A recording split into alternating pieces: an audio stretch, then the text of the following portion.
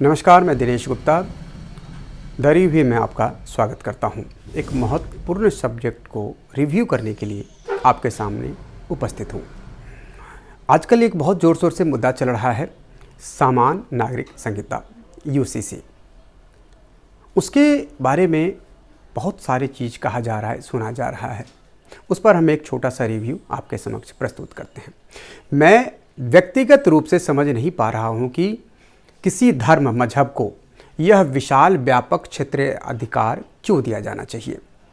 ऐसे में तो धर्म जीवन के प्रत्येक पक्ष पर हस्तक्षेप करेगा और विधायिका को उस क्षेत्र पर अतिक्रमण से रोकेगा। यह स्वतंत्रता हमें क्या करने के लिए मिली है? हमारी सामाजिक व्यवस्था असमानता, भेदभाव और अन्य चीज़ों से भरी है। यह स्वतंत्रता हमें इसीलिए मिली है कि हम इस सामाजिक व्यवस्था में जहां हमारे मौलिक अधिकारों के साथ विरोध है वहां सुधार कर सकें। यह वाक्य बी.आर. अम्बेडकर जी का है। अब हम जान लेते हैं भारतीय संविधान और सामान्य नागरिक संहिता यूसीसी। संक्षेप में जानते हैं। सामान्य नागरिक संहिता का उल्लेख भारतीय संविधान के भाग 4 के अनुच्छेद 44 में है। इसमें नीति निर्देश दिया गया है कि समान नागरिक कानून लागू करना हमारा लक्ष्य होगा। ये पहले ही लिखा हुआ है। सर्वोच्च न्यायालय भी कई बार समान नागरिक संहिता लागू करने की दिशा में केंद्र सरकार के विचार जानने की पहल कर चुका है। भारतीय संविधान की प्रस्तावना में 42वें संशोधन के माध्यम से धर्मनिरपेक्षता शब्द को प्रविष्ट किया गया। इससे यह स्पष्ट होता है कि भारतीय संविधान का उद्देश्य भारत के समस्त नागरिकों के साथ धार्मिक आधार पर किसी भी भेदभाव को समाप्त करना है। लेकिन वर्तमान समय तक समान नागरिक संहिता के लागू न हो पाने के कारण भारत में एक बड़ा वर्ग अभी भी धार्मिक कानूनों की वजह से अपने अधिकारों से वंचित है। मूल अधिकारों में विधि के शासन की अवधारणा विद्यमान है, जिसके अनुसार सभी नागरिकों के हेतु एक समान विधि होनी चाहिए। लेकिन स्वतंत्रता के इतने वर्षों बाद भी जनसंख्या का एक बड़ा वर्ग अपने मूलभूत अधिकारों के लिए संघर्ष कर ही रहा है। इस प्रकार समान नागरिक संहिता का लागू न होना एक प्रकार से विधि के शासन और संविधान की प्रस्तावना का उल्लंघन ही है। सामाजिक संस्कृति के सम्मान के नाम पर किसी वर्ग की राजनीतिक समानता का हनन करना संविधान के साथ साथ संस्कृति और समाज के साथ भी अन्याय है, क्योंकि प्रत्येक संस्कृति तथा सभ्यता के मूलभूत नियमों के तहत महिलाओं और पुरुषों को समान अधिकार प्राप्त होता है। लेकिन समय के साथ इन नियमों को गलत तरीके से प्रस्तुत कर असमानता उत्पन्न कर दी जाती है।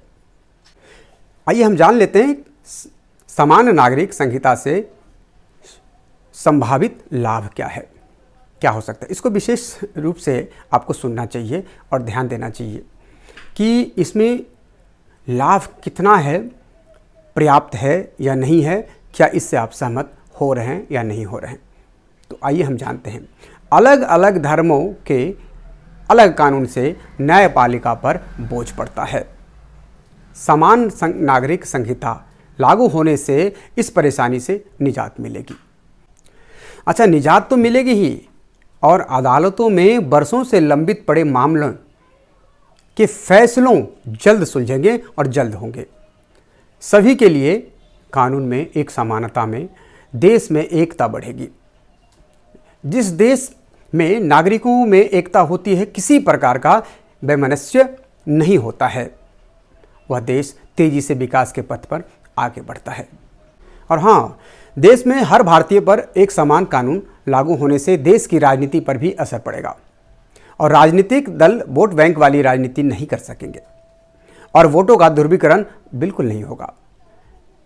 ज्ञातव्य है कि सर्वोच्च न्यायालय द्वारा शाहबानो मामले में दिए गए निर्णय को तत्कालीन प्रधानमंत्री श्री राजीव गांधी जी, जो राजीव गांधी सरकार ने धार्मिक दबाव में आकर संसद के कानून के माध्यम से पलट दिया था। समान नागरिक संहिता लागू होने से भारत में महिलाओं की स्थिति में भी सुधार आएगा। अभी तो कुछ धर्मों के पर्सनल लॉ में महिलाओं के अधिकार सीमित है इतना ही नहीं, महिलाओं का अपने पिता की संपत्ति पर अधिकार और गोद लेने जैसे मामलों में भी एक समान नियम लागू होंगे। सबसे बड़ी बात तो यह है कि धार्मिक रूढ़ियों की वजह से समाज के किसी वर्ग के अधिकारों का हनन रोका जाना चाहिए। साथ ही विधि के समक्ष समता की अवधारणा के तहत सभी के साथ समानता का व्यवहार करना चाहिए। वैश्वीकरण के वातावरण में महिलाओं की भूमिका समाज में महत्वपूर्ण हो गई है, इसलिए उनके अधिकारों और उनकी स्वतंत्रता में किसी भी प्रकार की कमी उनके व्यक्तित्व तथा समाज के लिए अहितकर है। सर्वोच्च न्यायालय ने संपत्ति पर समान अधिकार और मंदिर प्रवेश के समान अधिकार जैसे न्यायिक निर्णयों के माध्यम से समाज में समता हेतु उल्लेखनीय प्रयास किया है। इसके लिए सरकार तथा न्यायालय को समान नागरिक संहिता को लागू करने के समग्र एवं गंभीर प्रयास अवश्य करना चाहिए और यह लागू होना चाहिए। ये छोटा सा रिव्यू आपके सामने मैंने प्रस्तुत किया है। आशा करूंगा अच्छा लगा होगा। अगर अच्छा लगे हैं तो लाइक करें, सब्सक्राइब करें, शेयर करें और कमेंट्स के माध्यम से अपना सुझाव भी दें। आपका पुनः बहुत बहुत स्वागत है द रिव्यू में। मैं दिनेश गुप्ता।